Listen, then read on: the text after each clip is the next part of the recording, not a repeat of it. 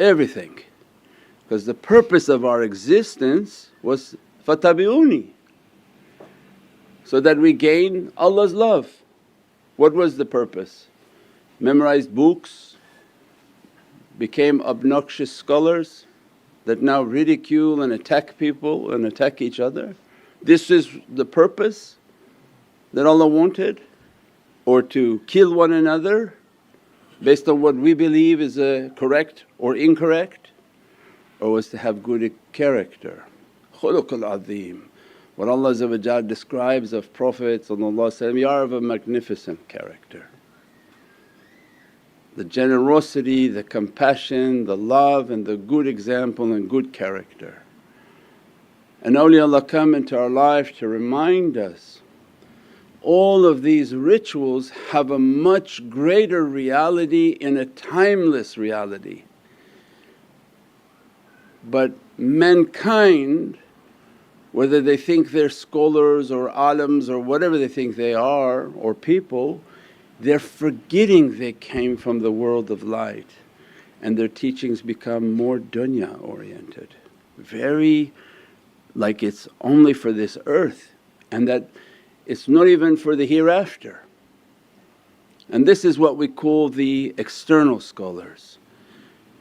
They lose sight of paradise and light, they lose sight of their eternal reality, and they become very external, and the mani and the teachings make no more sense.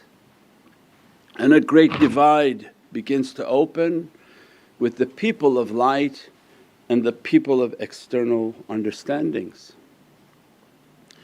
Every ritual in our life and every example from Sayyidina Muhammad was for a much greater reality. We can never lose sight of that understanding. Every step we make has something to do with our eternal reality.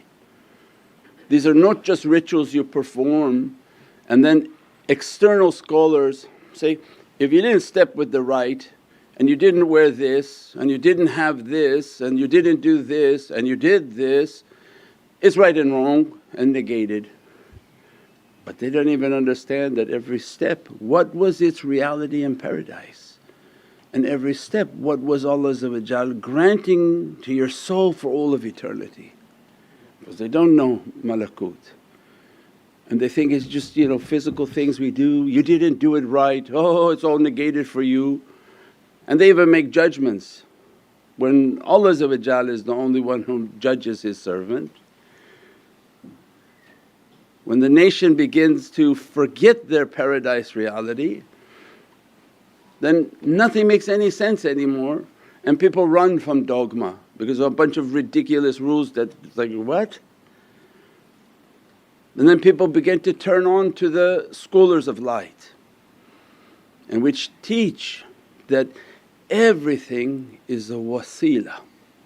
Where Allah when we described in the surah the night before, seek a means in which to approach me. Everything is a wasila. Everything you do is a means in which to receive tabarak and blessings from Allah. Every step. Even the mosquito that bites you is a wasila, because Allah took something away from you. Because everything is His servant. Not a mosquito can come to you and have permission to bite you that it was not decreed by Allah. Does it sound silly? That Allah would… He governs the mosquitoes? Or do you think anything can move outside of Allah's dominion? Outside of Allah's command? That the mosquitoes are free to fly where they want? Even now we have what we call swarm drones. Why are we replicating that? We can make drones that go up in 500 and they swarm. The drones will go all by themselves in different directions and based on whatever they want to do. Why are they understanding that? To understand Allah's command, not a